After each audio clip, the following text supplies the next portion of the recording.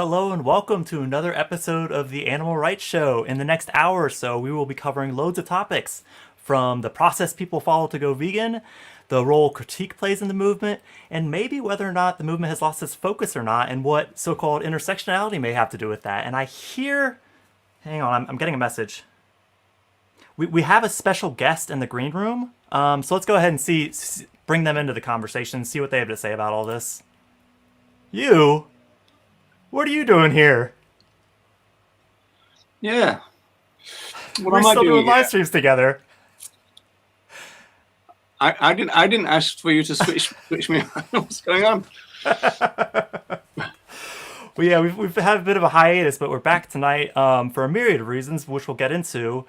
But before we do, hello to John, Stupid Vegan, Michael, good to see you again, Nina, lots of familiar names, Vegmet Codbod, Terry, Jennifer, and I think that's everyone who said hello already. If you are new, or even if you're not, do say hello in the comments, because that's really the only way we'll know who's actually here. It does usually take a few minutes for everybody to join too, so giving people a chance to do that. How are they going to do that? If they're newly born, how are they going to say hello in the comments? Did I say newly born? If I'm combining my words already, that's going to be a long show, I think. But yeah, I think maybe while people are joining, we could start off with an exciting piece of animal rights news, actually, and maybe unpack that a little bit. There's some of you may already know about that already, this story, but a mother pig has liberated herself and coincidentally gave birth shortly after escaping from the so-called farm. And we actually have footage that was taken by somebody who was walking with their dog friend, who found her and her family, which we'll play for you here, and then we'll get a little bit more into the details. But it's quite an interesting story. You just heard about this. I guess it's just broken the last day or two, it sounds like, actually getting resolution.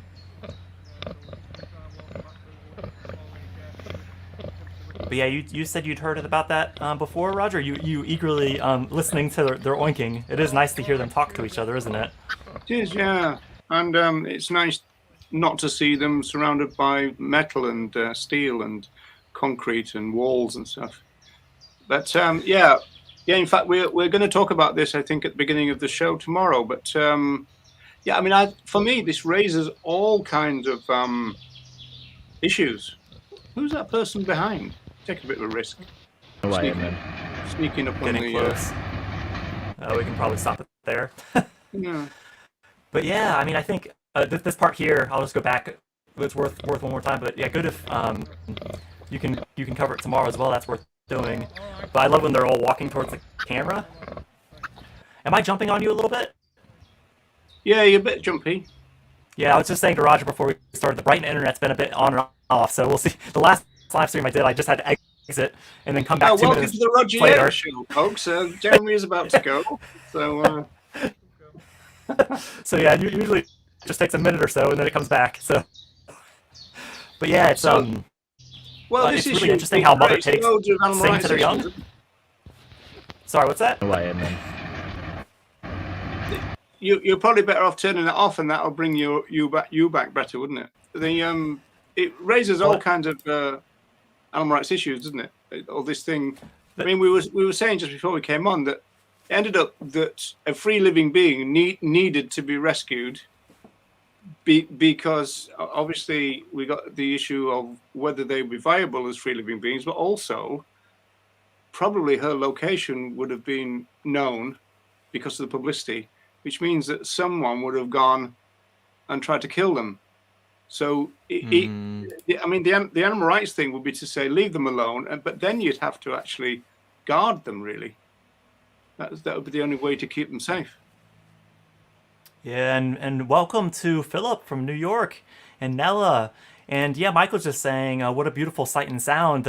I really like listening to them. I know I do at the sanctuary, but there's a lot of observational knowledge that mothers who are pigs sing to their young as they're nursing, which I think is quite a cool phenomenon, just to know that there's just from the beginning of their lives, there's that communication. Yeah, you said something really that struck me, but it was very obvious, really. You said that she gave birth after liberating herself, and of course she will have had to, because she wouldn't have been able to liberate herself with all the piglets. But I didn't kind of twig that at first.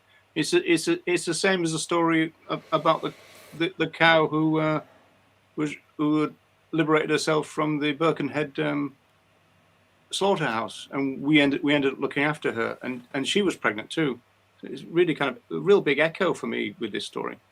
Yeah, and obviously they can't plan it, but ideally you want to be able to liberate yourself first before you, yeah, because you get the order around the other way around. You know, what do? You might be less likely to try to escape. But yeah, hello, Louisa. And yeah, I think that the story was picked up by the BBC.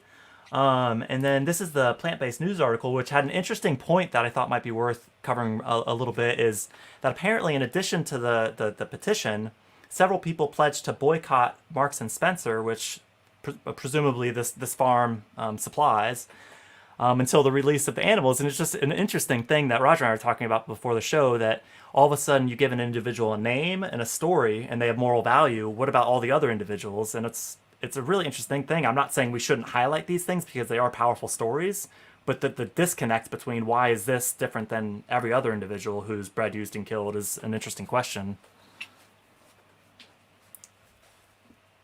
But then I guess you were pointing out, Roger, beforehand, this is the petition itself that had about 6,000 supporters.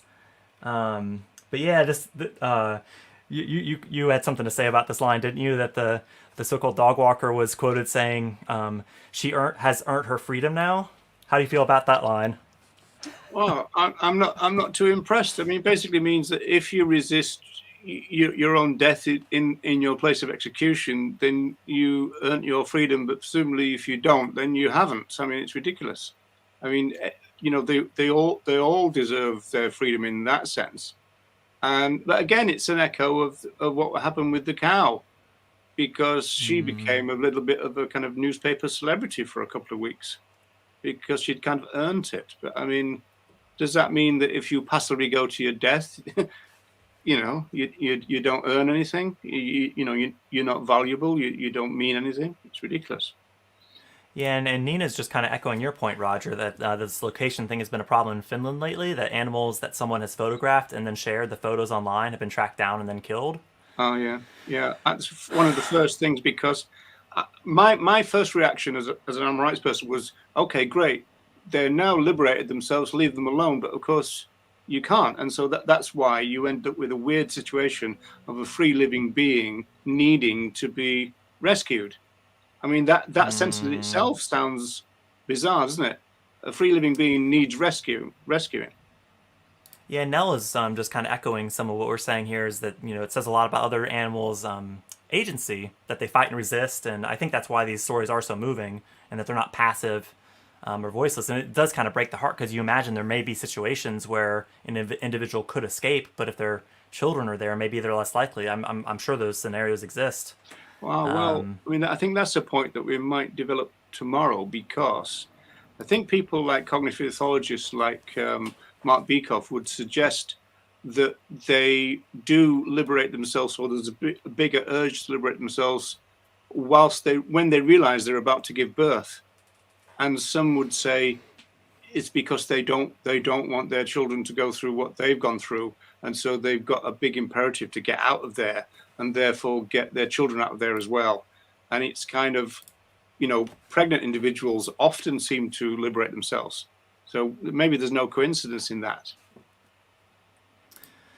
Yeah, and I think, I mean, I think as most of us being animal advocates who are here right now, I think we'll appreciate, but, you know, it seems so obvious to us, but these stories are, you know, clearly, you know, showing our fellow animals as the individuals who they are, you know, with the will to live, and just, you know, interest in being respected, I think, is they clearly have interests of their own. Yeah. And Jennifer's echoing what you're saying here too, so yeah, well, with that, Yeah, let's do what we're here for. I was gonna say, I'm not sure how to tee this thing up. I don't think I've done a show under the banner for what, since March. It kind of makes me think of this clip, actually. Just when I thought I was out, they pulled me back in. So that kind of sums up What did he say? I couldn't catch. That's De Niro, right? I didn't catch the Yeah, word. Godfather 3. Yeah, I could probably do with some captions, but just when I thought I was out, they pull me back in. Oh, Yeah, wow. exactly. It's Yeah. which doing the Godfather 3 16 years later probably felt like that a bit in real life too. But yeah, there's if you are joining, one thing that can really help us if you share this with anyone who might be interested in the topics of people going vegan or kind of movement questions. And also just a quick like really helps out the YouTube video to actually get out there more. But yeah, No, I guess not we just, connected. Go ahead. you don't just like, folks. You've got to smash a like. That's the words that you've got to use. All the YouTubers seem to say you've got to smash a like. Whatever I smashing think a I do like have that in the is, next one. yeah, whatever it means, do it now. Smash a It like. doesn't. It doesn't sound like a very vegan thing to do. Do we smash? I mean, maybe smash the establishment, as it were. But Smash a butcher shop with no, I didn't say that. Smash a like. there is that. Well, so I guess we connected a few weeks ago over a thread on one of your videos. Then a lot came up in that. Quite an interesting phenomenon. Maybe we could spend a bit of time on. But even though we've known each other for a while, I think we were unable to really connect through our keyboards, which I think is a common phenomenon within the movement and humans in general. So that's kind of the story behind the live stream, because we're talking about the process behind someone going vegan, and then also some specific movement issues. How did you feel during that exchange? Did you feel like we were getting through to each other, or did you feel like we're talking in Well, circles? I know you didn't, because you said that. You almost kind of said that, I can't talk to you about this clearly, kind of thing. I mean, I just think that it was. I mean, it's an issue that we both know about because we've talked about and we both know. Well, I think you know your position more than I know yours in a way, because you kind of said that I was trying to. Well, in fact, you even said that there's some kind of campaign that was going on to deny people their experience of going vegan, and I obviously didn't accept that. In the sense that the premise, for people who don't know, the premise of the article of the video was the fact that there is a proclivity in the movement to say that people go vegan overnight, and in particular, there is a push in the movement for one person to get credit for a lot of people going vegan overnight. And I wanted to look at that from a social science point of view, and also in terms of some other ideas that are bouncing around. So I use Michelle Lowe's idea of the sleeper effect. The vegan teacher talks about 100 clicks, and she said that she doesn't believe that people kind of go vegan overnight because of one thing type of thing. Then you've got Tom Regan's modular idea. Then you've got my idea of the jigsaw. Then you've got the idea of baby steps and journeys. So there's always this kind of recognition that people kind of get there in the end. And sure, some events in their journey are kind of more significant than others. But in terms of the narrative, because I have obviously got a position about that particular narrative. In terms of the narrative that one person creates, thousands and millions of vegans, that seems not to be true based on some of the social science. And also, I've spoken to a few people who claim that. It turns out that it's not true anyway, because they often say things like, oh, I watched this video and that's what got me to go vegan. And you then contact them and say, well, you mean the day after or that day? Oh, well, 8 or 9 months later, I wasn't vegan, but eventually I was. And so it's one of those things where there's just something going on in the movement, which I'm a bit kind of angry about. As you know, Jeremy, I'm quite defensive about the social movement that I joined more than 40 years ago. I'm very defensive about its traditional values, and I think those are under attack. So that's the basis of the original video that I produced, which was on the back of a conversation that vegan teacher had with her guest, who we can or cannot name if you want, Yeah, so I think there's a few things here, and I think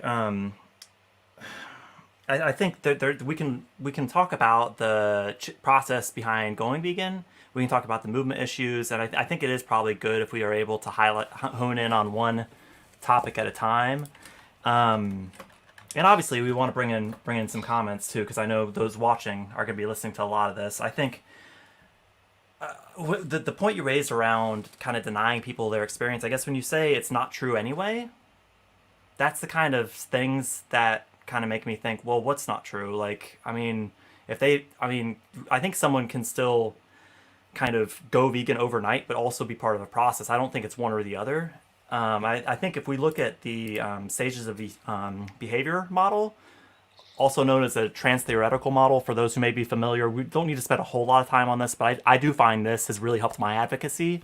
Can you And clarify that? You can go through a process, but go vegan overnight as well. I mean, I understand that in a sense, everyone goes vegan overnight in the sense that there's one day that they're not vegan and then the next day that they are vegan, right? Is that what you mean? well, I don't know that that's necessarily 100% true either. I guess I'm challenging this because I think it's a bit of a false binary. I don't think it's this step-by-step approach or all at once. Like, I think they can work in tandem. Both can be true, and they can be a combination of other. I mean, to me, I think looking at this model really helps me because someone can jump in and out of any of these stages along the way. So someone can go. So maintenance is basically when someone's already living vegan. So someone can jump straight into the maintenance stage, stay there, and never leave, and that's your so-called overnight, which I think is possible. Now, I guess some would argue they've clearly come across veganism at some point in their life, so it was something later on. I think the more common processes, I'll just do a quick overview of these, is someone pre-contemplation hasn't thought about it at all. All of a sudden, something pricks their consciousness, hopefully some awareness building or something. They start to consider veganism, and that's where you move into that contemplation phase. And you can stay here for as long or short, or skip it altogether. But this is where really considering the ethical implications of animal use. And then for my advocacy, I actually combine the preparation and the action stage. There's some specific reads on this, and depending on the psychologist you speak to, which, just to be clear, I'm not a psychologist, but I am a study of it, obviously. Preparation and action is basically in the process of starting to live vegan. So I guess the point Like is that doing research in order to do it, yeah? yeah, I mean, I tried, being very detail oriented person. I tried to do research to get specifics around this stuff, and to be honest, I wasn't able to find a consensus. But generally, I think the preparation stage might be 3 to 6 months prior to starting to live vegan, whereas the action stage is that kind of first 30 days. So it's Can you explain pre-contemplation? Because that's a bit weird to me, that one. yeah. So I scurried to find that image because this is quite text heavy. This is from my discussion guide on my website. But this gives a bit more detail, and this is specifically from an animal advocacy perspective. Pre-contemplation is literally they have not considered veganism, which is why on my street outreach, the first question I typically ask is, have you considered veganism? Because I think when you first ask that question, all of a sudden, and it's kind of a trick question because by answering it, they're considering veganism. But if they say no to that, that's how you know they're in pre-contemplation, which just basically means they haven't considered it. So, I mean, does that... And I think when you jump from that to the so-called maintenance stage, that's where you get into the overnight claims. Well, I mean, all I'd say about that is obviously, I mean, we're into kind of like almost questionnaire or kind of interview methodology here now. I actually taught some of that. And so you start to think about, is that question loaded in the light of what you're kind of attaching to it? For example, if you asked, have you ever heard of veganism? Then that would, you can hear about it and know about it to some degree without contemplating it, as in contemplating in order, should I do that? Whereas you can hear about it loads of times without really kind of thinking about it in terms of, am I going to do that, right? Precisely, and that's why I like to say consider, because that's more of an action. You can hear about anti-racism, but if you're not doing anything about it, I guess you could ask, have you heard about veganism? But to me, that's an earlier step in the process. I prefer to jump straight to have you considered it, because all of a sudden they're kind of they're invited to explain why they haven't considered it. If that's the case. But I mean, do they say, "Oh, I've never even heard of it"? Honestly, this question has really worked well for me. I oftentimes this opens up a whole story of, I mean, in my experience, most people have, I would say, like at least a slight majority, if not more. All of a sudden they'll say, "Oh, I've thought about it, but this." They'll give kind of a bit of a reasoning for No, why heard they about haven't. it, not thought about it. Heard about it. Well, I guess I don't ask that question specifically, but if someone's considered it, clearly they No, have. I'm But I saying guess you're interested in a subset. no, but no. I'm saying when you say, "Have you considered veganism?" Do you often get the question, "Well, I've never even heard of it"? You mean the response? Yeah. Yeah. I'll get some people that say, "Oh no, not really," Yeah, but that doesn't mean or that, you see, or the no. point is, have you considered veganism does not mean I've never heard of it. It means I've never considered it, especially when What? the word considered is almost like, have you considered it as a thing for you? That will be different from whether they've actually heard the term. Well, and I guess maybe it depends on our purpose. My purpose is to assess where they're at in these stages. I don't necessarily care whether they've heard about it or not. I think that'll come through in the conversation by default. But I guess I Oh yeah, appreciate if you're yeah. doing like a sociological research. That would be more of an interesting question, to maybe work in as well. Well, yeah. I mean, I think in terms of methodology, there would be a suggestion that you would ask them if they've ever heard of the term, and then have you considered it? So that's a different step. So it's a different thing. But I mean, it's kind of not irrelevant, but it's just an interesting one in the sense that a part of this construction that I'm critical of is this idea that there was nothing going on at all, and then boom, you've got a vegan.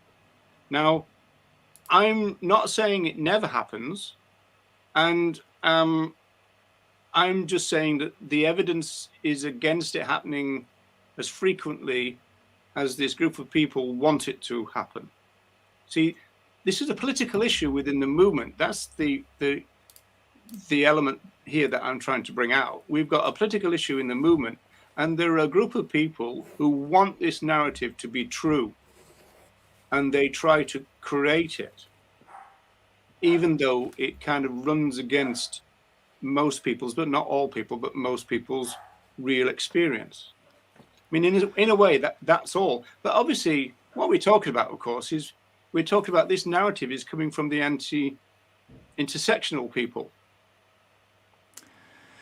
Which I guess brings us kind of to the more towards the core of the discussion, because obviously the motivators for somebody starting to live vegan and how they do that process is kind of what we're discussing as a movement, isn't it? Should it be a whole lot of the focus and all the scope and all these peripheral issues, or should we just talk about the focus? I guess just to pick up on one thing you said earlier on, I think there's an important line to draw between one person having all the impact and that person having a significant impact. And I personally, just taking a step back, I would question where the value is in assessing other advocates' impact in the first place. Like, I'm not saying we shouldn't try to assess the effectiveness of different activism and strategies and all that, but I think when we get into, this person is why I started living vegan. Sorry, I've got some dogs yelling downstairs. Hopefully that's not too distracting. But the process behind someone starting to live vegan. But I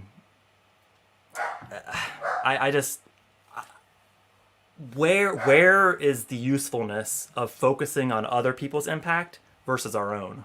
If I think of a bike race, if I'm heads down looking for the finish line, the one way someone is going to lose a sprint is when they start to look back and see the pack catching up with them. But if you keep your head down, you're much more likely to see them win the race. And I think it's the same with our advocacy. Why are we looking around? Why aren't we just heads down focusing where we're going?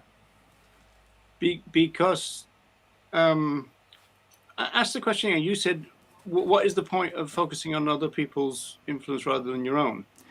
It's Well, because it's just it's because other people's influence and the claims about it are being used politically within the movement. If that wasn't happening, then it wouldn't be such an issue, if an issue at all. It's the fact that it is. Now, this goes back to the fact that I'm defensive about my movement. And so I want to resist this narrative because it's being used politically to change the nature and values and focus of the movement. I mean, like, when we were talking the other day when we were planning this, you were talking about, well, you know, there might be some resistance to adding human issues into the vegan scheme of things. Because I would push back on that, because it's not that the intersectionals are adding human issues. It's that the anti-intersectionals are trying to subtract human issues from a movement which has already taken into account of them and always have. So that's a completely different thing. And this narrative is part of that effort to change the movement. Our movement is being redesigned as we speak, either by people like the vegan strategists who want to actually make veganism vegetarianism, or you've got the anti-intersectional people who want to make veganism into animals only. So both of them are reducetarians when it comes to veganism as a philosophy in terms of the scope of it. there's a lot in there. I mean, I think the term reducetarian, I'd question the helpfulness of this, because I think from their position, they would argue those who want to have more of a balance between human issues and our fellow animals are actually reducing the meaning of veganism. So I'm not sure that actually furthers the discussion. But I think more to the point, I think we're jumping ahead a little bit. I mean, if I think the way we framed this call was really around, is the movement losing its focus? And specifically, you know, if the focus is our fellow animals and the scope is humans and all these peripheral issues, I think before we even get into any of that, I'd be curious your take, and I'm happy to share my own, what actually constitutes the movement losing its focus? Because I think before we get into any of this, I think we should agree on the terms of engagement, because it's impossible to assess if those limits have been reached if we don't even agree on what the limits are. So, I mean, to you, what would, I mean, I don't know if you're happy to answer first, or I'm happy to go. I mean, what would constitute to you the movement losing its focus and becoming human-centric versus animal-centric? Well, for that to be happening, but it's not happening. But what's to be happening mean, though? Like, what would be like a red flag for you? This movement is too human-centric. Well, the terms as you're putting it are difficult for me, because it kind of flips my understanding of the movement, in the sense that there's a focus and a scope, as we all know, and the focus has always been about our relations with other animals, as we've said loads and loads of times. So what would obviously be of concern in the terms that you're suggesting would be for the scope to kind of encroach on the focus. And in fact, a phrase you used the other day was, we're increasing the size of the scope and reducing the size of the focus. Well, that would be it, but it's not happening as far as I can see. So what percent, if, I mean, I'm a numbers guy, maybe you feel free to answer qualitatively, but is there a percent you have in mind that this is what should be on the focus and this is what should be on the scope? No, you can't talk in those terms. I mean, it's... Well, I would say 80-90% of our content and our messaging should be around our fellow animals. Oh, well, yeah, but that is not putting a percentage on focus and scope. I mean, the focus is bound to take up most of what we do, because it's the focus, right? It's just that there's a scope around it which exists. That's all. I mean, I've suggested that this is a little bit of a non-debate, really, because a lot of the people who are attacking intersectionals all the time are kind of attacking something that doesn't really exist. The idea that the animal movement is being taken over or something like that. I mean, the claims that they make are, well, as you said, adding in human issues. That's not happening. They were there in the first place, but they're not increasing. Now, I think what Well, happens. those are two different things, if I can jump in. It's different. Okay. Adding in versus increasing are two very different things, so I don't think we should talk about them in the same breath. I agree Okay. they've always been there. The question is, are they increasing? I don't see it. I mean, I see the movement completely focused, as it always has been, on our relations with other animals.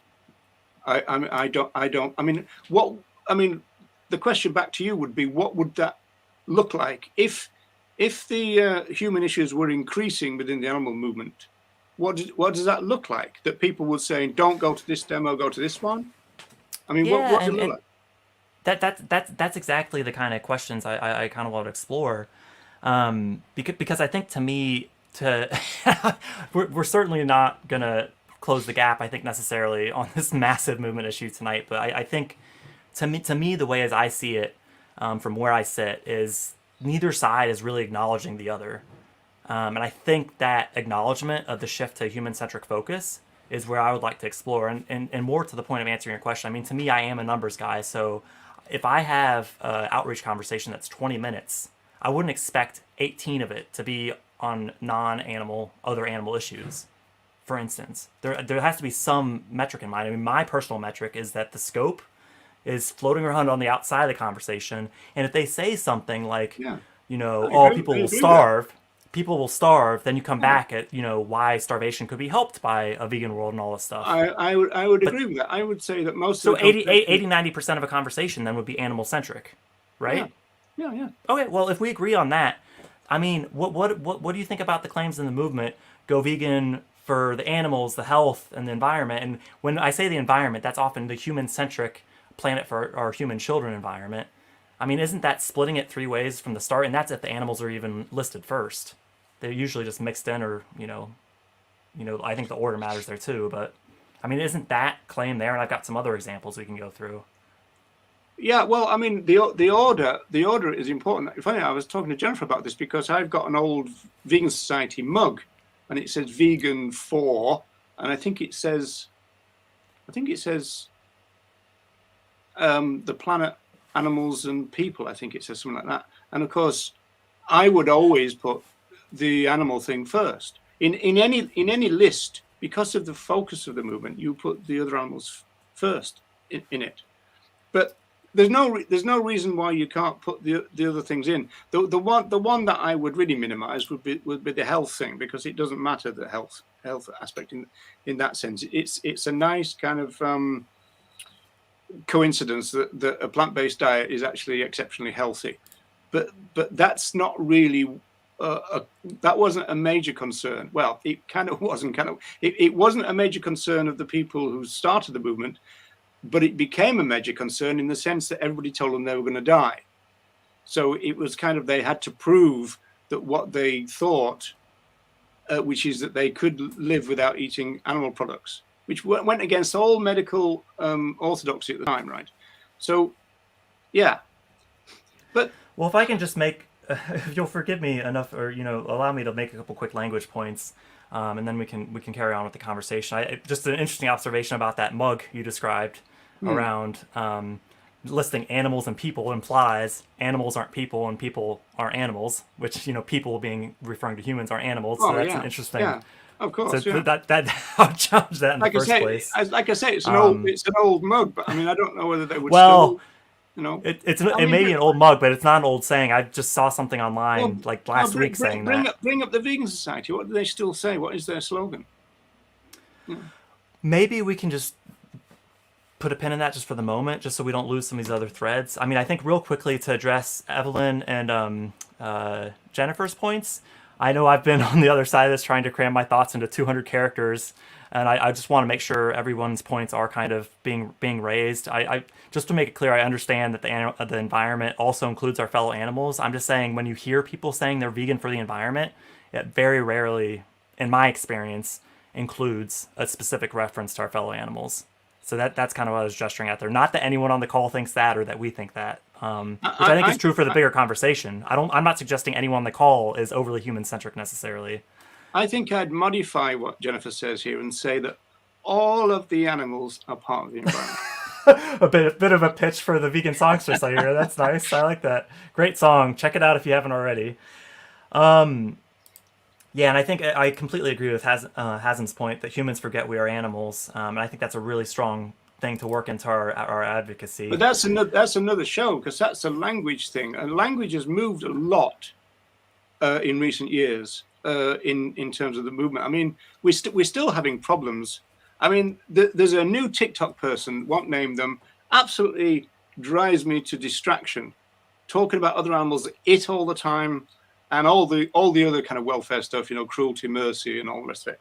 But I've said to them politely, please don't call other animals it.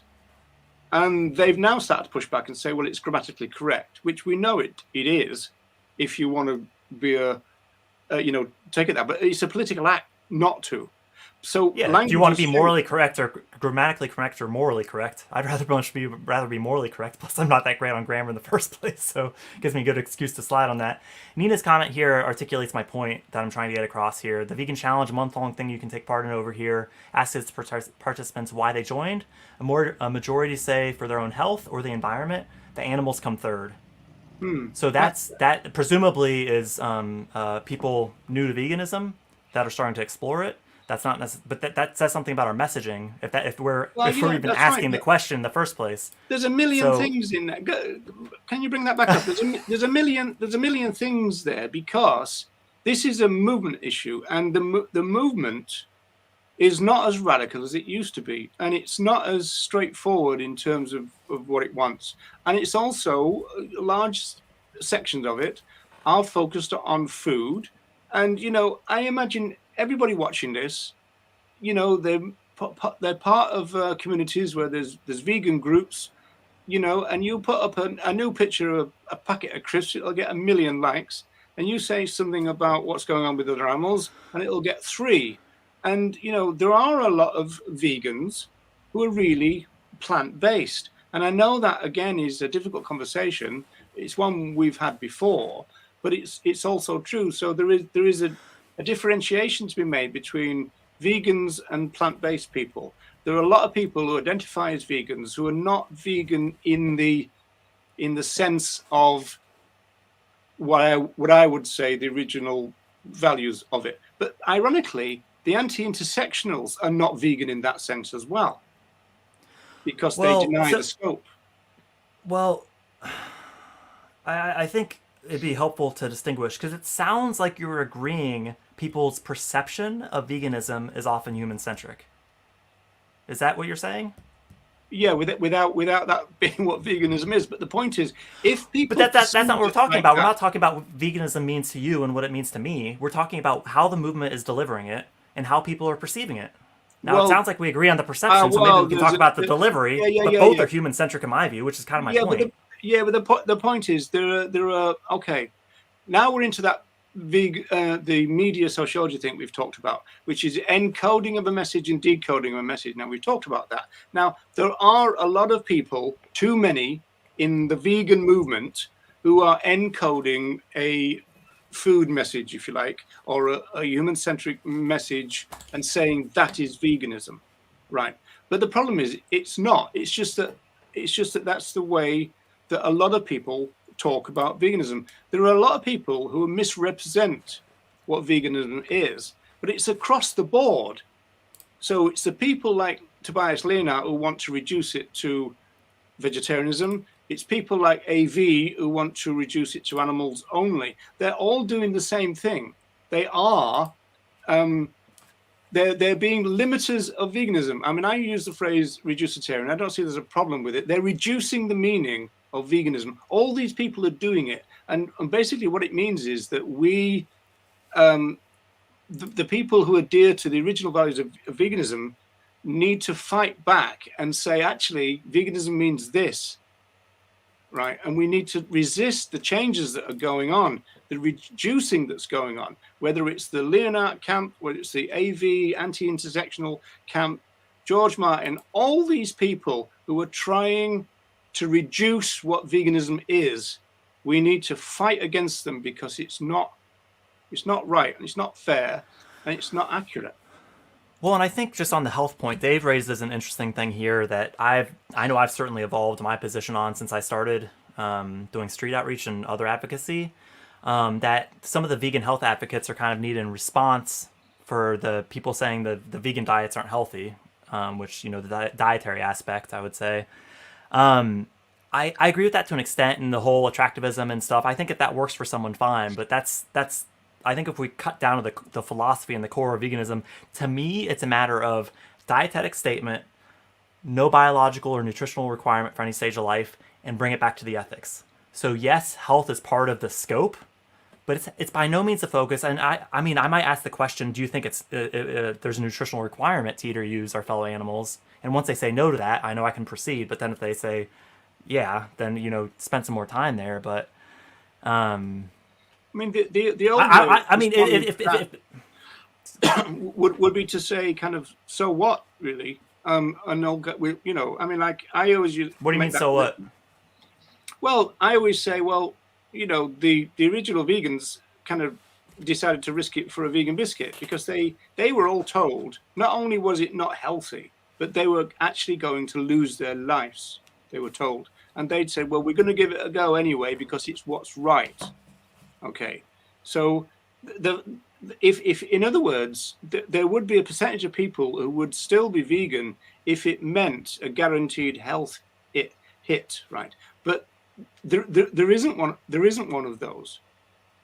But I mean, what you do about that, like you say, you just say you go through the routine. Well, according to the Dietetic Association, all that, and or you make the claim, well, actually, a plant-based diet has been proven to be exceptionally good for a human being.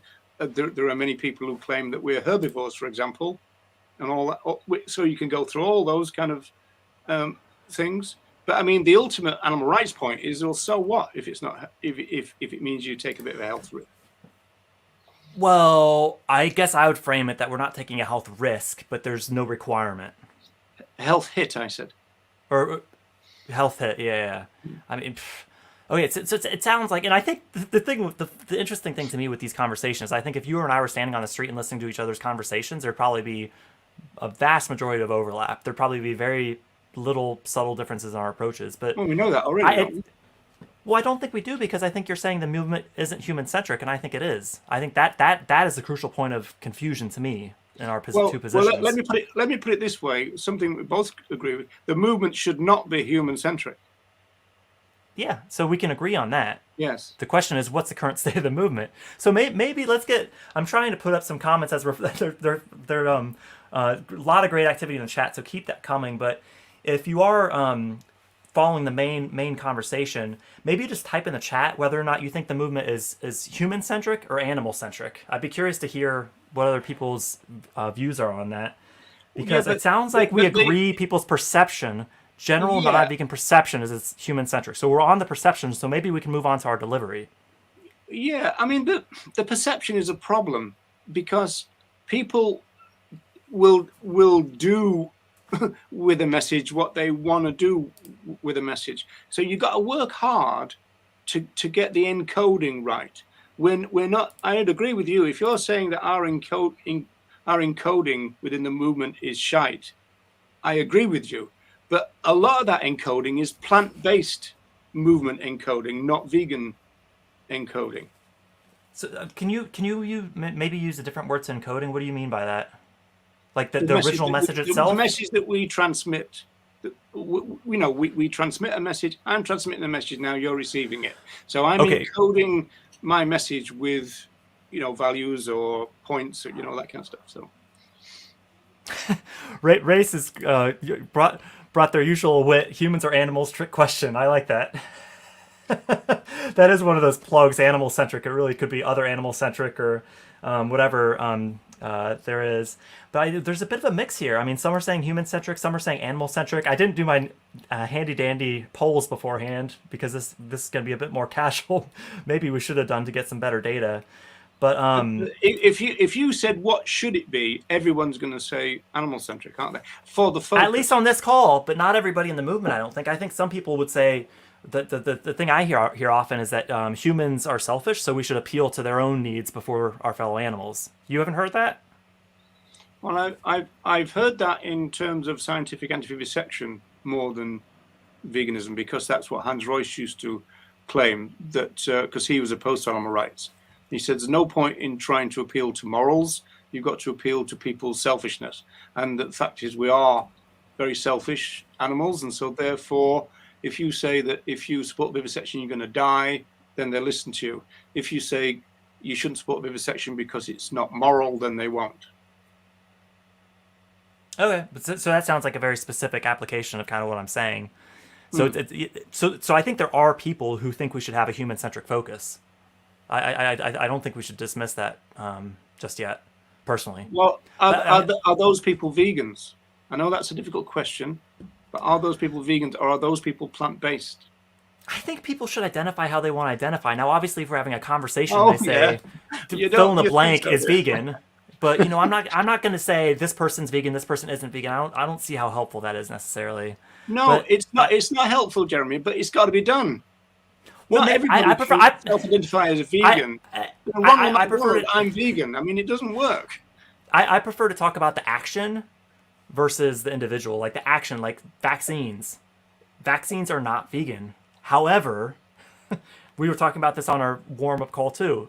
We live in a messed up speciesist world, and I wouldn't say someone who gets the vaccine can no longer identify as a vegan either. And I think that's where we get the territory we get into when we, say what labels can be around us. I just don't see how that moves the conversation forward. No, it's a very, very difficult terrain to try and negotiate. At the same time, not everybody can self-identify as vegan with any credibility, and so perhaps what's going on with the human-centric thing is maybe they're ignorant about what veganism is. They don't think of veganism as a philosophy. And of course, yourself, and we talked about this too, that the philosophical side of the vegan definition was almost like hidden. And it's been hidden to a new generation of vegans who don't even know it. And I still see that not only the short version of the definition being shared, I still see the short version without the philosophy bit at the front being shared by this new generation of people, because that's what they think the vegan definition is. And so there are kind of entangled movement issues here. Well, and I think there's some specific mission creep things that were going on there that I think because of the way the information was on the website, people just look, and I did this myself, people look at the top and they didn't scroll down, and now that's fixed now. So I think we will start to see that dissipate, because I'm seeing the full definition cited more and more now.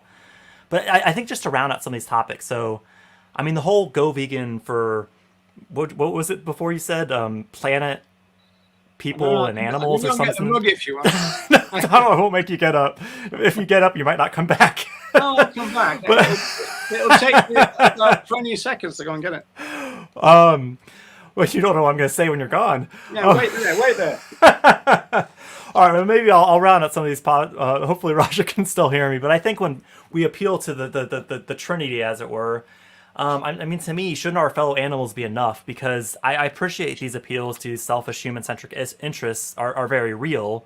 However, to me, I think Nella said it earlier in the chat. I won't be able to find it very easily, but the ethical or the animal motivator is the strongest, and this has been shown by research, which I can get into if anybody's interested. But if our fellow animals aren't enough, I think we should move on and find the people where our fellow animals is enough, where we don't have to appeal to human-centric interests, where we don't have to do anything more than just say there's no nutritional requirement. Let's get back to the discussion around our fellow animals. So to me, we are fundamentally human-centric by having that holy trinity. Well, it can be, and this doesn't help, because it is true that it was that, and then it says for people, animals, not other animals, of course, and environment. So, but I mean, this is about, I don't know, 15, 17 years old, I imagine. Cheers. It's got money in it. So it sounds. I think we might. I don't know. Maybe I'm overly optimistic. It seems like we might be actually agreeing more than it sounds like. But I mean, if we looked at any other justice movement, we wouldn't say, the BLM movement would not say, anti-racism is great because, be kind to black people and you'll make new friends and you'll feel better about yourself and all this crap. It's about justice, and I just don't see why we're not doing the same freaking thing. Well, I'm not scared to use the word justice, and I don't think you are. So it's the fact that we've got a lot of, you see, for me, one of the fundamental problems is the fact that we've got a bit of a wimpy movement now. I mean, a lot of people are not, they're just kind of not doing it in the way that it was kind of done, and people don't necessarily make the kind of claims that they, well, I don't know. I mean, maybe they do. I mean, I don't really know where I'm going here. It's just that the movement seems a lot softer to me now. And I just think that there's a lot of people in it that you could argue they're not vegan, or what is probably more accurate to say is that they don't know and they don't adhere to the foundational ideas of veganism. Now, whether they don't adhere to it because they don't agree with it, that's one thing. But the ones who don't know it, then they can't advocate it. And so maybe, again, we've got a movement issue here, is that the people like myself who feel very defensive about the movement, we're a relatively small voice compared with, the bigger influences and the actual organizations. And so, there's nothing, I mean, I feel very defensive. There's nothing much I can do in defense of it. You put up a few YouTube things, but it doesn't seem to change much. And then with regard to the anti-intersectionals, a lot of those have got big platforms. And so, again, you've got this kind of problem. It's a entangled set of movement issues, and a lot of it is to do with the fact that people either don't agree, don't know. Some people are willfully ignorant of the foundational values of the vegan society, which were very radical, anti-establishment, they were called, anti-authoritarian. I mean, they were kind of radical indigenous revolutionaries of their time. I mean, the 1940s, when it was very conservative, the 1940s in Britain, these were conscientious objectors who said no to war, yes to peace, no to animal use. They were really revolutionary. I don't know whether we've still got that now. But is that so? So it sounds like we're actually agreeing. We're just saying it in a different way. I'm saying it's a human-centric focus. You're saying it's not as radical and wimpy. I mean, do you think it's still a message of justice when justice is limped in there with? That's probably not the best term, but justice is just kind of thrown in there with 7 or 8 other claims. That's my concern. I think it's being completely watered down. Just like with your mug, you could argue the animals aspect of that is justice, but when it's there with 3 other things, it's like, oh, well, this isn't enough. You also need to do it for this and this. Or, take your pick. And it's not take your pick, to me. No, but I mean, the point is, if you were to say, rather than take the pick, it means all of that, then that is true. But it sounds like we agree that the focus, 80-90% maybe, should be on our fellow animals. And that's lost when they're just 3 of them lumped out together. I mean, I have other examples of how this is a human-centric movement. So maybe, I mean, we've spent a lot of time on the 3 main elements. Maybe, I mean, you talk about Reducetarianism. I prefer to keep that to what truly Reducetarianism means when we're reducing towards living vegan, and the often hated baby steps. I'm using it in a definitional sense that there are people who are trying to reduce the meaning of it. They're trying to squeeze it into, so they're trying to take the focus and make that the scope. That's what the anti-intersectionals are doing. People like Leonard are just trying to make veganism into vegetarianism, or at least he used to. I mean, I don't know. I mean, I've heard now that, those kind of people, Melanie Joy and Leonard and all that, they're more kind of vegan friendly than they've ever been, partly because they've been proven wrong that veganism is a scare word, which is a position that they held about 4 years ago. And Well, of I mean, course, we've proven that. I feel like we're losing the thread a bit. I mean, I would push back a little bit because again, what's the point of talking about this person may or may not be doing this when we're not actually sure, and what does it help in the first place?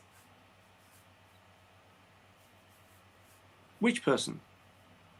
Whether someone is more vegan or less vegan, like it's like why aren't we talking about what we're doing? Why aren't we talking about how to hit the streets with the I've not rights-based used the approach, phrase more assuming that vegan. actually works, which I would challenge. I've not used the phrase more vegan or less vegan. I'm just talking about those who do and those who don't adhere to veganism in the sense that I understand it as a historical matter. Now, whether we can just say, well, Rog, you're a boring old fart, things have moved on since then, everything's evolved, it doesn't mean that anymore. And I think some people would probably say that to me. Well, sorry, mate, it doesn't mean that anymore. Well, I would say, okay, well, let's try and get it back there then. And that would then, for you, probably reestablish the focus where it should be, perhaps. Well, I find the term reducetarian just it misses the discussion. It's name calling. I mean, the other side would happily call the movement reducetarian because they're reducing the focus. So where does that get us? So we're all reducetarians, and then the conversation doesn't move forward. I'm giving examples of how the movement is human centric, and it sounds like you're agreeing with me that at least the perception and the delivery is human centric. I mean, I can get into more examples, which I was about to. I mean, the reducetarian thing is I prefer to keep it honed in on is, telling someone to take baby steps if it's truly a message of justice. If that's not human centric, I don't know what is. If we're not thinking about the victims clearly lead to a clear end goal of abolishing their breeding, their use, and their murder. It's human centric to say, just do it in your own time. And I'm all for positive reinforcement. Don't get me wrong. Like there's ways, if someone, we could get into specific examples. Who does that? Who pushes for reducetarianism? You don't think that's an issue? And I'm not talking about your framing of reducetarianism. Who pushes for baby steps? You mean specific examples? Like of organizations? You don't think there's issues with people talking about baby steps? Who does? I'm asking you, who's doing this? Well, as you know, I prefer not to drag specific people's names through the mud, but so you don't think there's an issue with people calling for reducing their use instead of going vegan, so to speak? Not vegans. Vegans say go vegan, don't they? And then if it's a question of people taking baby steps to there, that's different from you saying these are the baby steps you should be taking. But if people, we used to get a lot of people coming up in the end when we had the gazebos in Dublin, and they say, well, I've looked into it and veganism is where I'm going. I just haven't got there yet. Well, that to me is the way around it should be, that we state the destination and people get there their own way, right? And of course, if they need flag posts and signposts and help, and they stumble, you help them up and all that. But you don't say, the classic one is nobody says go vegetarian first anymore, do they? That used to be a standard thing that people used to say. Nobody says that now. Everybody says go vegan, don't they? Okay, well, I can give an example that might put this in a bit of context. That it came up a while ago between our dialogue. A certain legal scholar, one of their one of their lines, which I believe you also said in an older video, is go vegan for breakfast for a week, then go vegan for lunch for a week, then go vegan for dinner for a week, and all of a sudden you're vegan. Now, I would also challenge that's putting too much of an emphasis on the dietary side of things, but that's reducetarianism, taking a month. Like, I appreciate, I think people will take steps, don't get me wrong, that's part of the whole behavior change model we're talking about, but I don't think we should be telling them to take steps. That undermines the message of justice, and bringing you back to the main point, has a human-centric focus. I've never ever told anybody to take a step. All right, maybe I can link it in the comments afterwards, but I mean, I know who you're talking about. The vegan 123, that was called. Okay. So, it sounds like you're maybe we can move on if we'll call that a wash. You don't acknowledge that one. What about the Well, wait whole a minute. You're accusing me of something there. I haven't. What do you mean a wash? What are you talking about? I'm saying you wanted an example of reducetarianism being pitched in the movement, and I gave you one. So you're not familiar with that expression of breakfast for a week? The vegan 123, Lunch. it's called. That's what it's called. I mean, Okay. come on, it's Gary Francione we're talking about here. Okay, so that is a brand of reducetarianism, is it not? Well, I mean, I'm not here to defend Francione, as everybody in the world would know. I imagine that he would probably say that he's just being kind of realistic about the situation that people are in, I suppose. But I wouldn't have. I mean, I think I did years ago. I did a blog entry saying the vegan 123 is better than saying go vegetarian. I think I said that, but I don't think I was particularly supportive of it for the reasons that you did. But I mean, the vegan 123 used to be very radical. When everybody else was saying go vegetarian, you say no, don't do that. Go vegan for your breakfast, and all that. And when the idea of saying go vegan was supposed to be people are going to die and fall off their chairs with shock, then the vegan 123 used to be in that context fairly radical. I mean, I don't think Francione even says that anymore. I mean, we talked about 10 years ago, aren't we?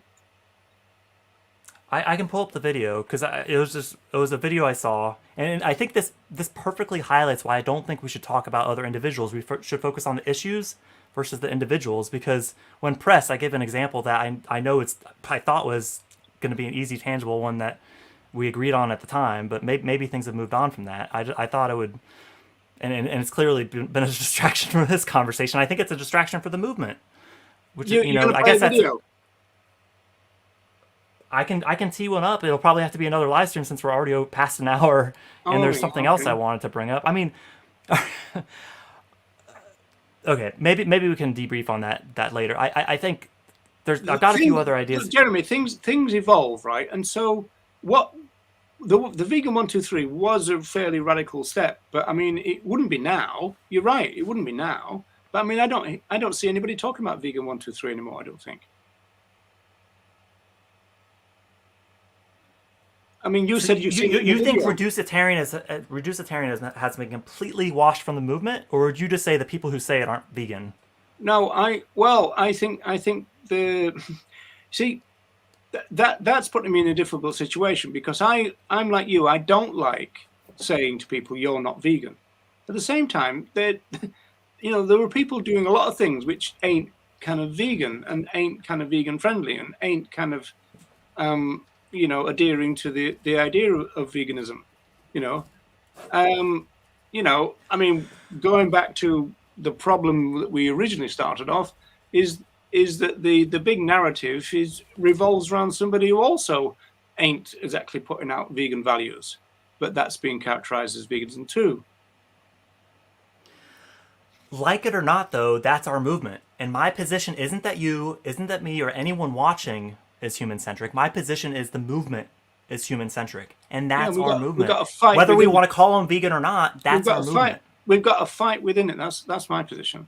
You're saying, okay, this is the reality. This is the movement. This is what we've got. Well, yeah, but that's not what we can be happy with. We can say, well, this is wrong, and this is the reason. That's what that video was. Just to try to pull it back to the main thread, though, the reason why people are concerned about the focus being lost from our fellow animals, in my perspective, it is, and that's one example. Well, okay, well, let's argue against it. That's what they're doing. We agree with them. We just don't acknowledge that point on it. We don't acknowledge the point that the movement is growing human-centric. They're not attacking the vegan society for talking about cupcakes. The anti-intersectional people. That's not what that's about.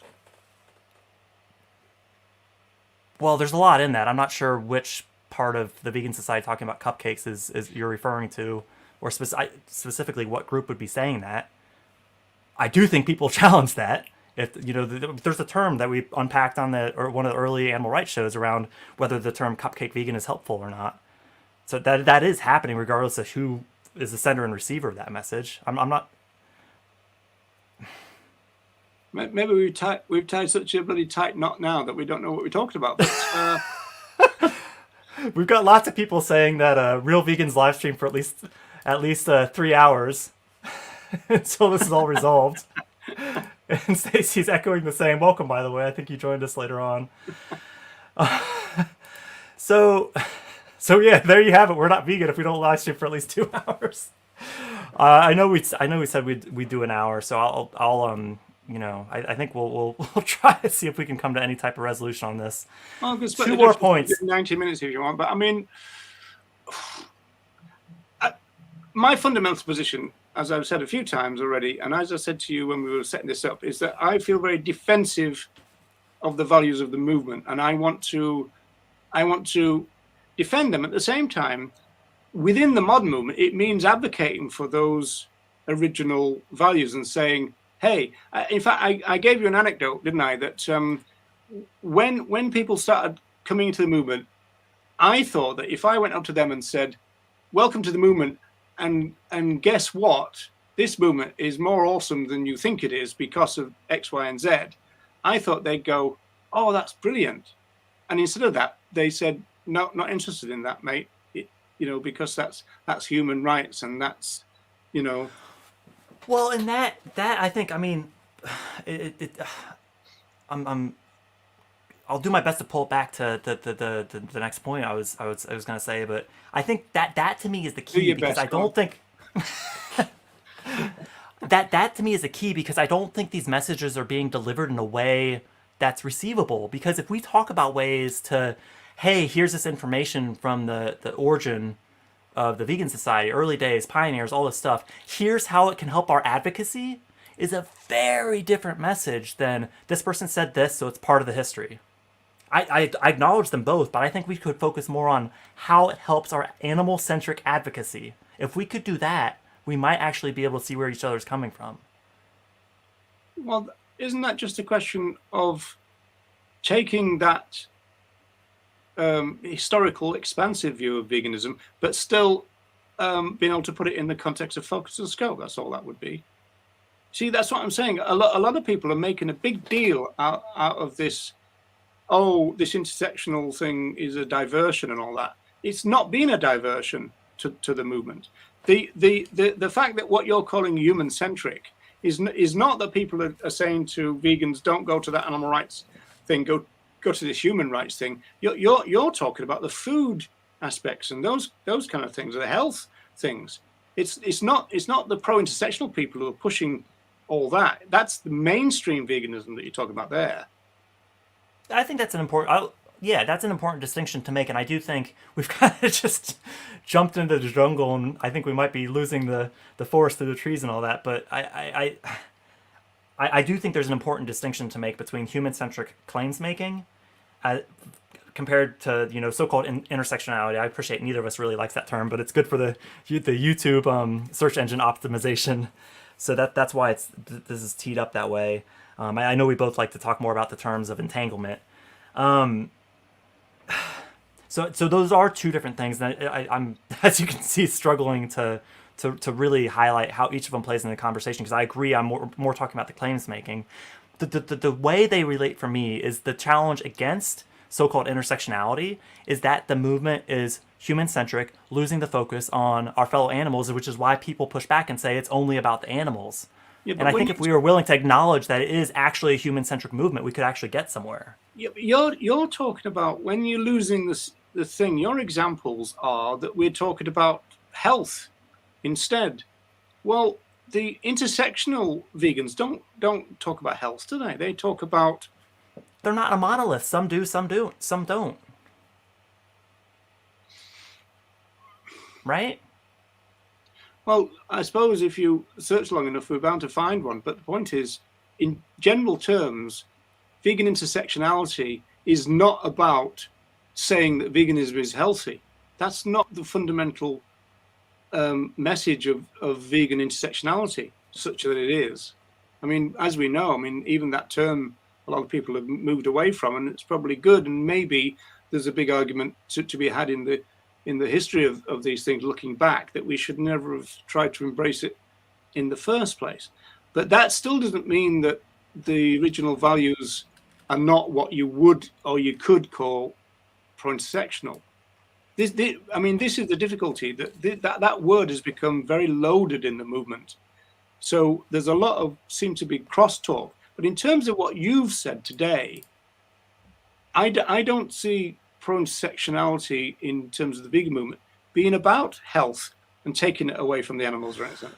And I'll happily put my hand up and say my overall claim is not that the however we want to say it. I mean, Wendy's making a good point here around the term pro-intersectional not being that brilliant. But whatever we want to call it, I'm not saying that so-called intersectionality is solely responsible for the human-centric focus. What my point is that the challenge to so-called intersectionality is that there's too much of a focus on humans. And that, I think, is valid critique, but I interpret it in a different way, as I think we've teased out a little bit here, as far as our delivery or encoding, as you would say. Answering that, because the problem is, in this controversy that's arisen within the vegan movement, I think this is what Wendy is saying, and it's completely true, is that intersectionality has become an identity and something to actually, I mean, that's why people say, oh, you're an intersectional, as though it's an identity. Well, it's not. It's a conceptual toolbox.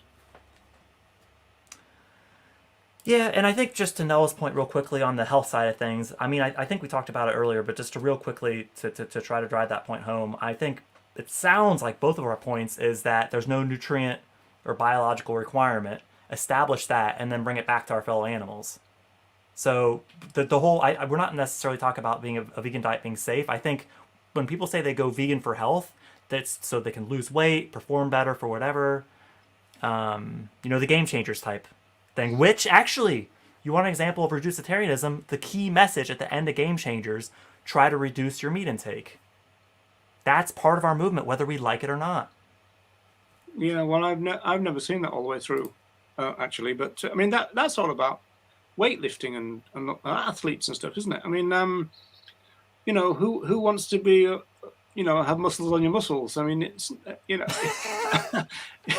I mean, that's not the human condition. I mean, we're supposed to be skinny, or well, I didn't mean that, but we're not supposed to be muscle bound. That one didn't. Yeah. The debrief on that didn't go. Yeah, we're supposed to be skinny. Wait a second. Yeah.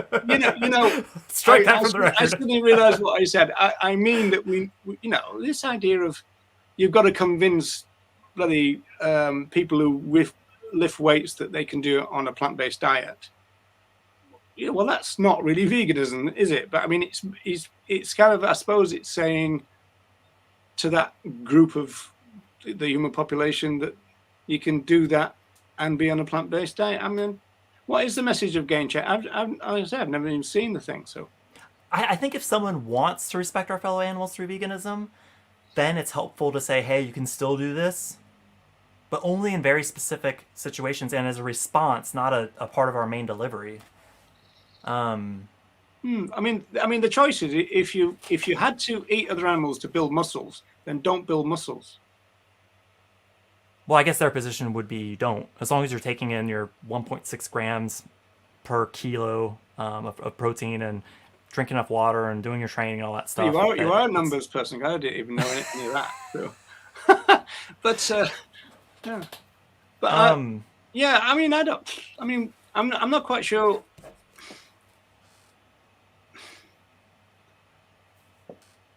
I just keep going back to the fact that I'm very defensive about my movement. I've been in the movement more than 40 years, and I see it changing, which I'm not opposed to. It's just that I'm seeing it changing in a political way, which I am opposed to, in the sense that there's a narrative that has developed, and there's all kind of elements to it which are taking the focus and making it the scope. And that, I think, is not only not right, but it's not even needed. I mean, the focus and the scope can live quite happily together. And the fact is, In as what you, ratio though? well, you're And talking what about they're not interchangeable things, are they? I think we agreed that the focus no, yeah, should be the predominant. but you Because don't. if they're just living It's a with little each other, bit what's like that mean? it's a little bit like saying, well, sociology is based on the macro, and psychology is based on the micro. But both of those disciplines can move between the two, but both of them have a focus. So psychology, the individual, and the collective for sociology. But the point is, I mean, I'm agreeing with you in terms of on the street. I mean, you don't have big banners on the street saying "Go vegan because it'll do you good," do you? But neither do we in Dublin. There's not a single one Me like specifically, yeah. that. Those do exist though. I mean, Game Well, Changers is an example. That's probably one of the most well, yeah, poignant but ones. I mean, not in my groups. I mean, you'll have to talk to hench herbivore to have that argument.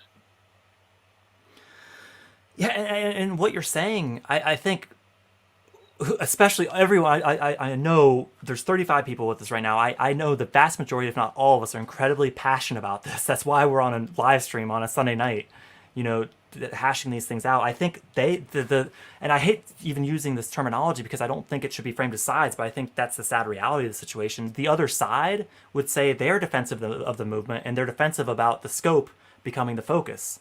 And I'm not saying that pro-intersectionality is the sole cause of that. I think it's because humans are put in this awkward position to advocate on the behalf of others, making this movement one of a kind. But it is human-centric. So their critique that's human-centric holds weight. No, that's not their critique. Not in the way that you're saying human-centric. They're not saying human-centric in the same way. When people say animals only, and I've seen it come up, we've both seen it a lot. Animals only doesn't mean we ignore human issues. It just doesn't mean we shift. As a movement, you're animals only now. Are you coming out as an animals only? No, I'm not. That's not how I'm afraid. I think way too much about my language. 3 times. I like using joining terms because we're in this together, all that stuff. Oh, but not mentioning anybody. And yeah. Go on.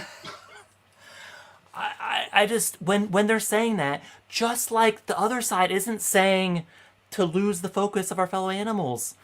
Both sides are basically saying the same thing, which I think we agree on. And I think maybe this conversation. Well, I have said it's a non-issue, if that's what you mean. I have said that. I mean, it is though, because we haven't come to terms on it. People who are terrified of intersectionality have got no reason to be so, because it doesn't mean, first, what they think it means, and secondly, it's not a threat at all. It's been there all the time, and it's never taken the focus off other animals.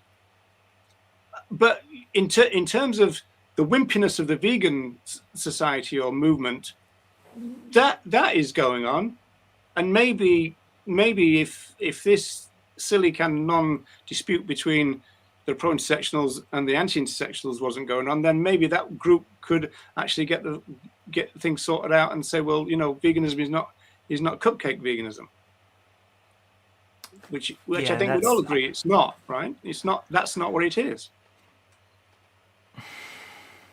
And I know you don't like that phrase, so I apologize for you using the phrase cupcake veganism. I'm interested in this not being a 3-hour live stream. I was going to let that one go. I mean, I think we've talked about language a lot through this. I think especially the resistance to evolve our language, I think is very human-centric, because the way we refer to our fellow animals, the way we refer to our interactions, everything, there's some who think that certain language should be reserved for humans, and some who think, hey, we're all animals, let's use the same language. My flip it to tested approach. Would we say the same thing if we're talking about humans? Very few people, I think, fully embrace that, or fully embrace, the whole a human and a dog are caught in burning buildings. Who do you save? All that crap. Very few people will embrace this whole rejection, categorical rejection of human superiority, animal advocates included. And that is because this is a human-centric movement. I don't know how many times I have to say it. It sounds like maybe we agree. So you maybe you are critiquing the people who've taken the vaccine after all. I've taken the vaccine. I'll put it out there. I have specific personal examples in my Well, life that's a that pretty human-centric thing to do, isn't it? I agree. It's not a vegan thing to do. I would still consider myself vegan though, but that's not really what this call's about. Maybe we could do another one around vaccines. I've yeah, I have specific personal examples that we can get into, but I think it'll just completely take us off piece here. I mean, we are talking about very difficult movement and philosophical issues here, to be quite serious about it, in the sense that we are, and we're trying to kind of fathom all this out and negotiate our way through this within a very deeply speciesist society, and that colors everything. Because, I mean, with the vaccines, vegans should be furious about the vaccines, even if they take them. Same. So yeah, same. But that's what we chatted about before.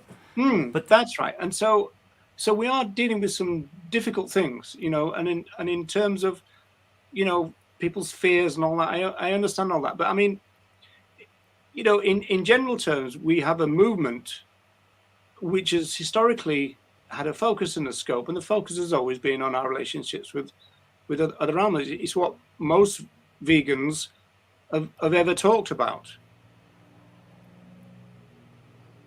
Well, I don't think it's clear what focus actually means, because I've heard it presented many times and applied many times that the focus and scope can just kind of, you want to talk about the focus? Great. You want to talk about the scope? Great. Talk about them both interchangeably. That's not what it means to me.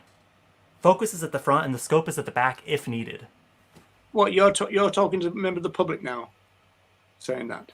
I mean, we could go through specific context, but I think it would hold across multiple contexts, not just on street outreach. I think we will both be in the same situation, is that if people on the street want to talk to us about the scope aspects of veganism, we'd be quite happy to do that, but we'd bring it back. And you always would. Yeah. And also you'd start with that. If you're starting the conversation, you'd start with the focus. Okay? And then depending on where it goes, then you might mention the scope.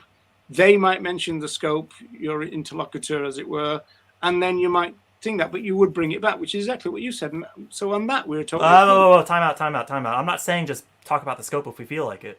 I'm talking about bringing up the scope if it's necessary. Those are two very, very different things, and these are the types of the conversations I think we need to be having as a movement. It depends where the conversation goes.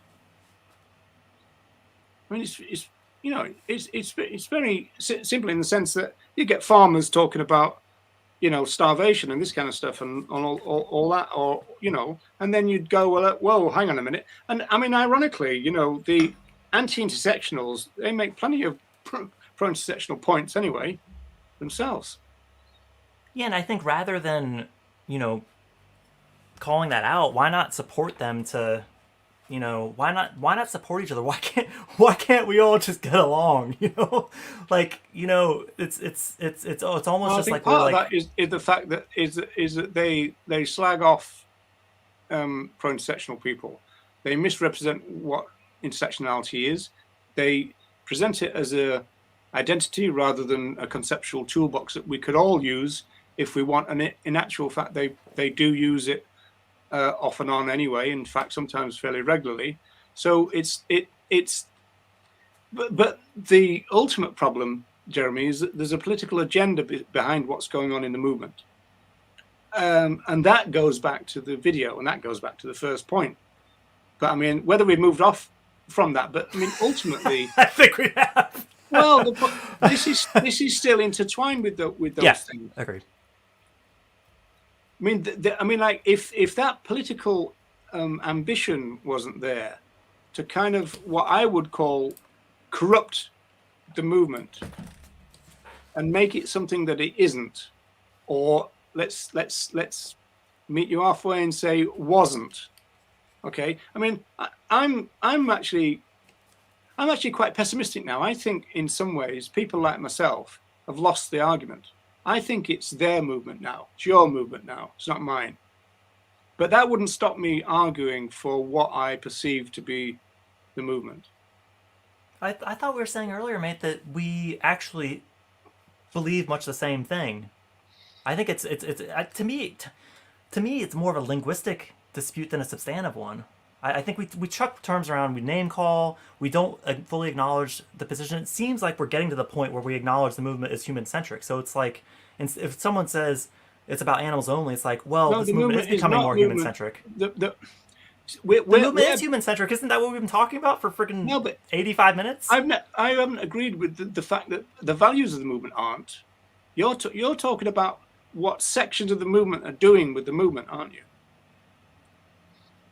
And the difficulty of that is it could be that the mainstream of the movement is doing that because they think being mainstream means doing that, softening the thing. So that they're getting into the Leonard, Melanie Joy type areas of trying to make the vegan message user-friendly.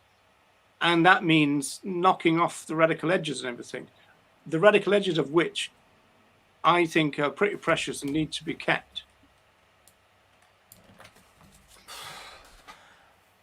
Well, maybe a follow-up to someone saying, animals only is, what does that mean? Because I've seen several people in the comments say to them, animals only means they also care about these other issues.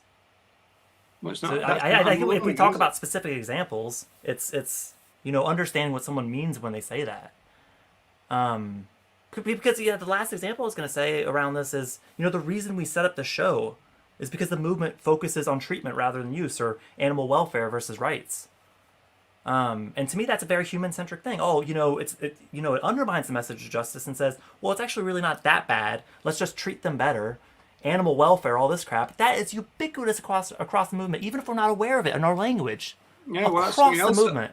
That's something else that I feel as though I'm in the minority of, and I'm again shouting from the sidelines about it. But so be it. I mean, like shout away. Well, we do. You are right. I mean, we do have an animal rights movement, which is a welfare movement. Really, it's got welfare language. Half the time, it's got welfare values. Then you've got the complication of new welfare, which is which has got more merit to it, which is the idea that, well, maybe by doing that welfare-ish thing, it gets us nearer to where we want to be, and those kind of ideas. And then you've got issues which have got welfare elements to it, like live export. These are complicated issues, but generally speaking, in terms of linguistics, which you take a lot of interest in, we have an animal welfare movement. We talk about mercy, we talk about loving animals, we talk about cruelty all the time. We hardly ever talk about rights violations. Nobody knows who Tom Regan is. Gary Francione has fecked off and abandoned the movement. He might as well have retired. And so the conversation about welfare and rights has kind of got messy again, because people don't understand the kind of issues half the time. So yeah, I mean, on that one, again, we're talking about really big movement issues here. Oh, it wouldn't be fun if we talked about the small stuff, right? No, yeah. Let's talk about the weather. Let's talk about what all the other channels talk about. Let's talk about vegan deterioration, or whatever it's called, degeneration. Whatever. Well, I think race has a strong point to consider. That it's clear at this point the only way that the two of us can settle this is through a live stream dance fight, where the chat picks the songs, and the first proposal is, "Do you really want to hurt me?" by Boy George. So I guess that's something to consider. Maybe, I don't know. It was by Culture Club, really. So there's a fight. Okay, well, we're about to reach the amended end time. Yes. So if I were to try to pull a bow on this, it sounds like we agree the movement is human-centric, maybe? Not you, not me, not anyone in this chat, but the movement is human-centric, but that the cause isn't necessarily intersectionality, which I would agree with. So when people say, like, animals only, it's like, I agree that it should not be about, elements of the movement. I mean, why do you keep talking about the movement as though it's an homogenous block? I mean, you know for a fact that it's not that. You've used the dominant thing is human-centric, whether we know it or not. You mean the mainstream idea of veganism, then? No. Oh, okay. Well, across the board, so-called abolitionists use treatment-focused language across the board. You're going back to Vegan 123? I'm just going back to the reason why we started the show. Welfare across the board. I prefer treatment versus use, but I think people more widely know it as welfare. So why do you, and you say that's abolitionist? I'm saying people claim to be abolitionists, but use Oh, welfare well, yeah. language. Yeah, well, people But claim to be that on so it's rights not just all the time, it's not just mainstream. Who are we Yeah. excluding? But I mean, I'm not perfect. That much is clear. No one's perfect, but I think we're talking about claims. People are claiming to be vegan. People are claiming to be animal rights. People are claiming to be abolitionists, but they don't seem, arguably, to be reflecting those claims in their claims making and their actions and their focus.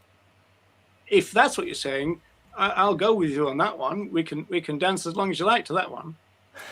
Well, and I think this is worth pulling up here. Elliot's just pointing out the comment around Francione. I mean, just joined an online talk with Gary Francione. I mean, you and I have been on talks with him, so we know he hasn't retired. I mean, I just saying that he's basically retired. I don't see why we make comments like that. Well, he's left the movement though. I mean, he's said that himself. He's not part of this movement. He's running a counter movement. He actually declared that. He said it on the Bob Lyndon show at least twice, and he put it up as an abolitionist status. He said that I'm not part of the existing movement, which is a welfare movement. I'm a counter movement, an abolitionist counter movement. So I think maybe to Elliot's point, that's different than retiring. I think most people would consider retiring stopping. Didn't I say you might as well have retired or something like that? Well, yeah. If I've been rude, I apologize, Elliot. Yeah, I know that's been a sticking point for us. This mentioning individuals thing. I just think it takes us off track, and I honestly think that's happening, in the wider movement. That's why I think we haven't, and maybe we never will. Not you and I, but just as a group, maybe never see eye to eye on this thing because we can't just talk about the issues and practicable applications. Well, maybe we could try and have the conversation and not mention anybody, but it'd be quite difficult. Well, it would be for me, but presumably not for you. I don't know. I don't think I have today. No, well, I have, because I said I tend to kind of it encapsulates ideas when you talk about the people who have them and express them and articulate them. I completely agree it encapsulates ideas, but I think it also encapsulates emotion and not necessarily what's going to be used constructively. Because people have emotion. If someone was their tipping point for starting to live vegan, there's emotional connection there. And now all of a sudden, instead of unpacking the issues, we're trying to entangle that, which isn't, to me, it's a distraction. Well, we are now back to the beginning with that one, because I agree with you that there's a lot of emotions about the person who is central to this thing that created the video in the first place. And we haven't mentioned that person's name. The one we probably should have. Well, okay. I don't know if we got anywhere. I guess we're at the time. Maybe do we want to have like a 5-minute Q&A session for people? I don't know. They've been kind enough to listen. 5 minutes. You've been lucky. Well, if anyone in the thread wants us to cover anything else, I feel like we've kind of run our course. I feel like we've kind of done audience, as much as we can today. Have we said anything meaningful today? Anything useful? Should we stop live streaming for another 3 months? Let us know. I'm going to have a rest in Panama. That's what I'm going to do. I didn't mention anybody's name. Well, I do track that symbol, and that symbol is way below where it started at before all that saga started. So, unless you timed it very well, which for those who don't know, I do actually do some market trading. Timing the market's very tricky, so Capitalism. I'm guessing they got it wrong. Capitalism alert, folks. Capitalism. So, to run a micro sanctuary one day. So, I don't know how you pay the feed bills without a bit of money, but if you can find a way, let me know, because I'd much prefer to do it that way. Dance fight now from Race. It sounds like everybody's about as confused as maybe we are. Elliot is saying, so retired from the movement and started a counter movement. Well, yeah, that's see, the thing is, I put what's happened with that person in relation to what happened to another person who wrote a book called The Case for Animal Rights, but I can't mention the person because we're not allowed to mention people. If it's positive, that's one thing, but if we're slating them and the claims are unsubstantiated, I don't think we should be doing that. Yeah. All right. Well, the thing is, we are talking about shifts in the movement, and there was a time, we've said loads of times, that it looked like animal rights, which I would say genuine animal rights, problematic term, was taking off in the movement.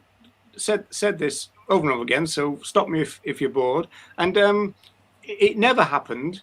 And then, you know, one person split from another, and you know, that's to do with the age of one of them. Blimey, I can't have a talk about this without mentioning people. I just can't do it. I'm not as good at it as you. You'll have to Well, you have to if put it's me on your positive, it's training one. schedule. If it's positive, it's one thing. But if it's someone's doing something wrong, it's something else. I mean, I guess to me, if I were to drive home one point for just my thoughts on this, not necessarily for people do with it what they will, of course. But I think if people express concern about the movement becoming human centric, I think we should acknowledge that because it is.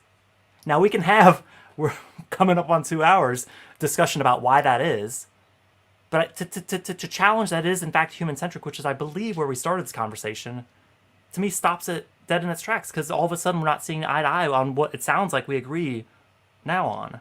Oh well, the start of it was the conversation that we had about the video that I made, and I was responding to the political attack as I see it on the movement. So that's where it started with me. In terms of what you've just said, that was a kind of follow up a little bit, but I mean it became the central core of what we talked about. Yeah, but I mean if you're saying that there's a group of people who could agree on a critique of the human centric elements of it to the extent and where it's happening, I think you're probably right, because if I'm reading you right, you're saying you're critiquing mainstream, what's become mainstream veganism.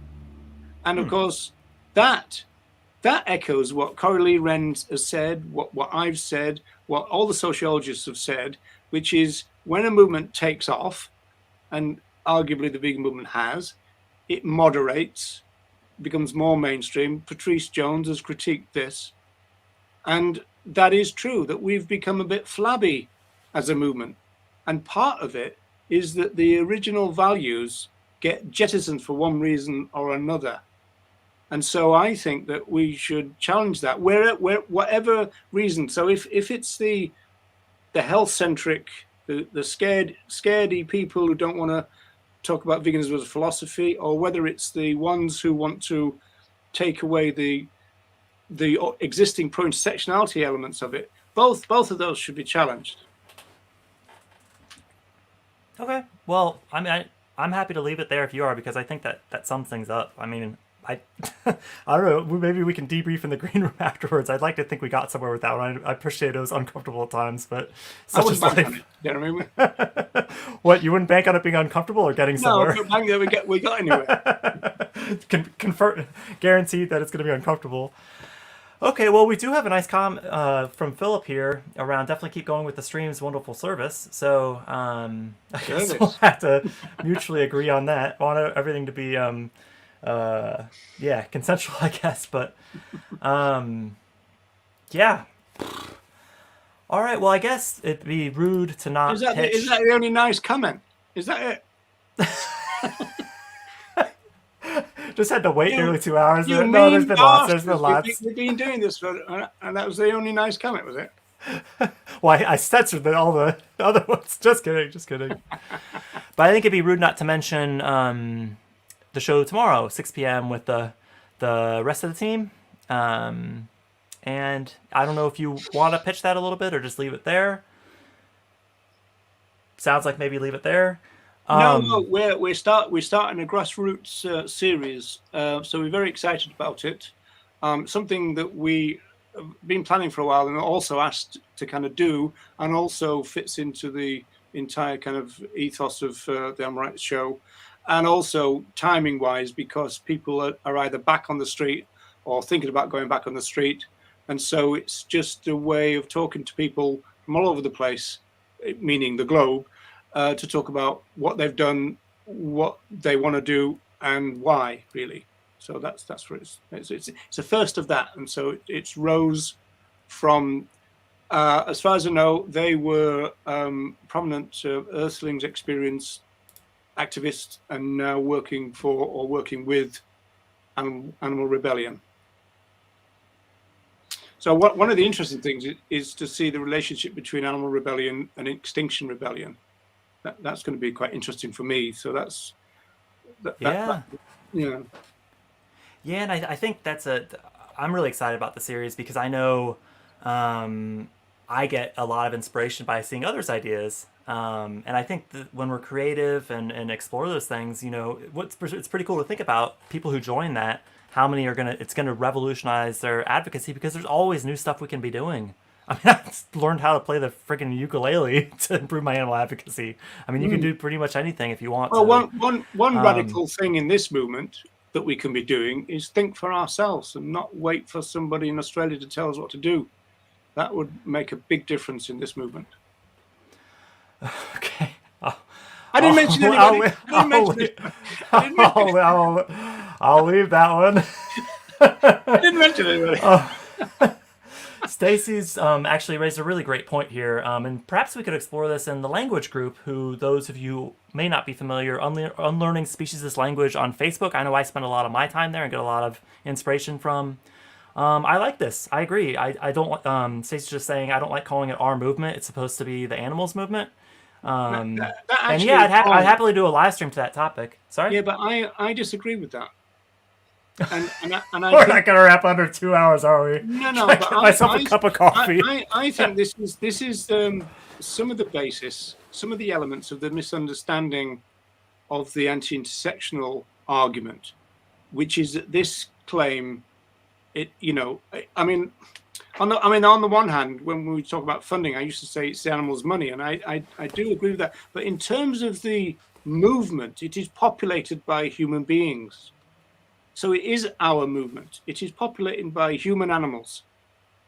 And so it represents, it's like having a trade union for the other animals, but the trade union is populated by human animals. That's the reality of it. Well, the other animals don't have a movement. They're not organized into a movement. And the best we know, apart from some micro examples, they don't organize politically into a social movement. We are a social movement for the animals, for the other animals. Well, there's a lot to unpack there with the micro examples versus bigger. I think I would be hesitant to say we organize better than they do. But anyway, I guess to me, with this point gestures out, regardless of the specifics, I think with language, a key thing we should all be asking ourselves is how to make our claims more animal-centric, which I appreciate what you're saying, that it's our movement, it's their movement too, it's everyone's movement. Jeremy, I mean, you're they're not animal-centric. So they are animal-centric.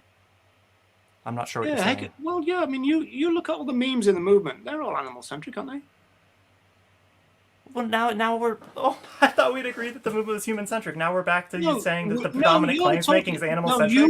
No. What we agree. Well, what I said was you've been talking about the movement all the time. I've been talking about elements of the movement, and I think when you say the movement, you're talking about the mainstream, which might be the big part of the movement now. Who knows? I mean, maybe this big growth in veganism is among vegans who are not, strictly speaking, vegans. Now that's difficult, but that also could, unfortunately, painfully be true. I guess what I was going to say is I think that I might even explore another alternative to this and say it's a movement on behalf of our fellow animals. That's what I just said. Well, okay. I mean, but that's agreeing with or not disagreeing. I think both our movement and the animals movement, I think we could make a case for. It's just which one centers our fellow animals, and I think all of our language should do that if we're going to have the focus be the focus. Are you in the movement? Is Trash Carcass in the movement? Am I in the movement? If that's yes, it's our movement. But that doesn't specifically highlight the animals, I guess is the point. Other animals. Well, it does. As soon as you start hearing us talk about our movement, it does. don't you think we should highlight our fellow animals in every single chance we can? I mean, what if we say our movement and that's misinterpreted because of all this crap we agree we're trying to counteract, the vegan for health stuff? By definition, it's our movement. It's not even a problem. Surely, we're in the movement. It's our movement, but it's got a subject matter which is animal oppression, exploitation, animal use. That's the subject matter of our movement, right? Sure. And I teed this up that I think there's a case. That is a true statement, isn't it? The subject I already said that. I already said there's a case for both of these positions. The question is which one centers our fellow animals the best. And when we just say our movement, our fellow animals aren't mentioned. You and I might read it that way, but to a non-vegan who hears that, it might be ambiguous. And I think we should be crystal clear. You've inserted the word "just." I never said we just call it our movement. Of course not. But I mean, I'm just saying that. Well, that's the scenario here, though, because I think I said that. I think I said that, and Stacy's correctly saying, "Hey," versus saying our movement. What if we say something with the, animals in it? I think that's all I read here. I don't see a problem with that. No. I can't understand how this has suddenly become a problem, because nobody says the animal rights movement is our movement. It's the humans' movement, not to do with the animals. I mean, if you say animal rights movement, then you're already doing it. But the problem is people say vegan movement, and people have a human-centric read on that, which I hope we've built a strong case for tonight. At least that's how I feel. So that's why saying, if we're already saying animal rights movement, then I agree. We don't have to say it's the animals movement.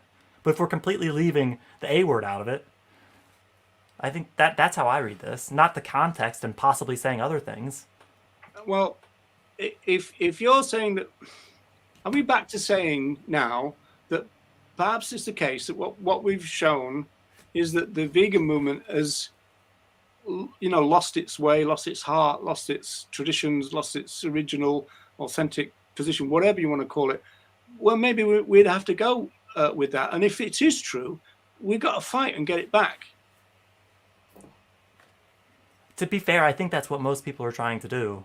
And I think we're fighting with each other when we could be, working together. Animals only people are not doing that, in my experience. I think they're very defensive about their movement too, or our movement, or whatever you want to call it. It's. We should save this one for how's September for you. Cut. Oh, well, Stacey, got to give you kudos. That was a good question. Clearly got some discussion going. All right. Well, I think we actually agree more than this conversation may represent. But, all right. Sounds like we're leaving it there. I don't see why not. I don't see why to keep going. All right. Well, thank you everyone for joining us. Tomorrow, 6 p.m., the team show. And thank you for tuning in. And hopefully, please, if you have watched some or all of this, please do leave a comment in the main video, either on Roger or my YouTube channel, because that really, I think the comments just get lost on the live stream, but that's where we can really carry on, because I'd like to revisit this myself. One all difference about tomorrow, by the way, for people who take an interest in these technical matters, and I know you probably would, Jeremy, is the fact that it's the first one we're doing on a platform called Restream rather than StreamYard. So that means it's been streamed to my Facebook page and my YouTube page. Unfortunately, we cannot, unless we got the paid version, which we might, but at the moment we've got the free version, which means that it can't go to the Animal Rights Show page. It has to go to a person's page. And so it's going to my page on Facebook and my YouTube. So it's going to two places instead of one, whereas this is going to three now, isn't it? Yeah, maybe we can talk about this afterwards, but what you could do is just a post on the Animal Rights Show page, linking to your personal page, and pin that to the top of the page and promote it like you would normally. But yeah, well, the event's there already. As long as it's on the platform, that's the key to me, and then you can link to it. Mm. But all right, well, with that, all right. Please let us know what you think in the main comment section of this video. I'm curious to hear what everyone's was this 2 hours well spent? Let's see if we can do this before we get out of some kind of head shake. No. I'm hitting the outro button. We'll see you all Well, whenever. personally, I loved it myself. I thought we cleared everything up, and we can forge ahead from now. Take care, everyone, and with our keep up animals only movement. keep up the good fight. See you next time.